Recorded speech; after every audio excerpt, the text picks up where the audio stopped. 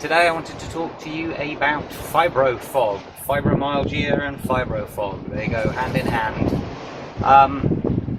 Today has been a difficult day concerning my mind working, what type of video I wanted to do, how I wanted to do it. Every idea that popped into my head disappeared. I was not in the mood. It was one of those days, seriously, and I realised what was happening. The old fibrofog had kicked in and just nothing was going right. Nothing. Every time I thought of what I thought was a good idea, the next second it's gone out of my head. What is fibrofog? Well, it's a symptom of fibromyalgia that is designed to make you look like a complete fucking idiot. Point and fact, several times I've been in meetings after I got fibromyalgia and was talking away, no problems whatsoever. The next thing, what I was saying that I knew the subject matter very well, suddenly it all disappeared and I stood there in front of the people looking like a complete plonker. That happened several times and it was getting progressively worse. I just forgot that I put this around my neck to keep it safe. That's why it was so tight. Fibrofog is the other element of it. In what I find is that I signed up to do an online course. It was in a subject that I'm very interested in, being computers, project management. So I paid for the course and did the first tutorials and the first few lessons, and I realised that after 5 minutes I'd forgotten the subject matter completely. Couldn't remember it. So this happened over a 2-3 week period where I kept on trying to go back to it.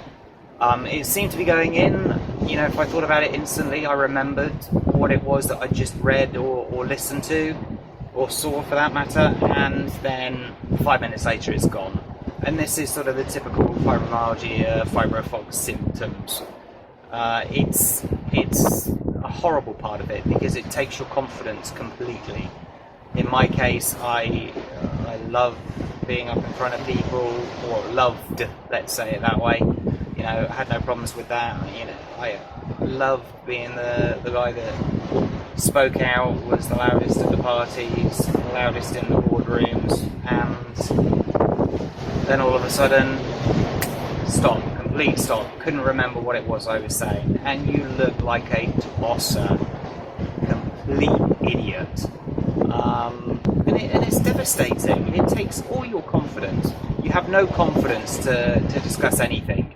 You know, when we're out sort of socializing with friends, I have something in my mind, a subject, a Formula One, it's something I've seen on the news, something, and I start saying that, and then all of a sudden, boom, gone. Information's gone out my head, and I just have to stop talking.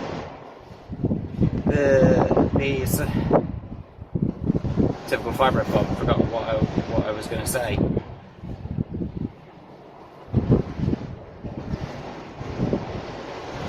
Yeah. I've noticed that I make statistics up now. That's because the original statistic that I had in my head that I knew it, suddenly disappeared. That's why it's not deliberate on my videos. You know, I say that I had fibromyalgia for 15 years, where it turns out to be 60.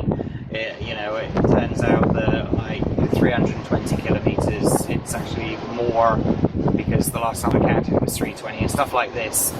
You know, I said day 2 video where I meant day 4. It's just stuff like that. The information that I have in my head isn't in order anymore. There is no logic to it, and as I'm about to grab the information that I need, it's suddenly gone, disappears. Bloody fibrofog's gone and grabbed it and nicked it and ran off with it. And this is fibrofog. This is what it does to you. It makes you look like a tosser, that you don't know what you're talking about, that you're useless, and that's how I feel many, many times. There's nothing that I've found that has improved my fibrofog. I'd like to say good night's sleep would help, but I don't have good night's sleep, as you guys don't. It's one of those things that you just have to sort of pretty much put up with.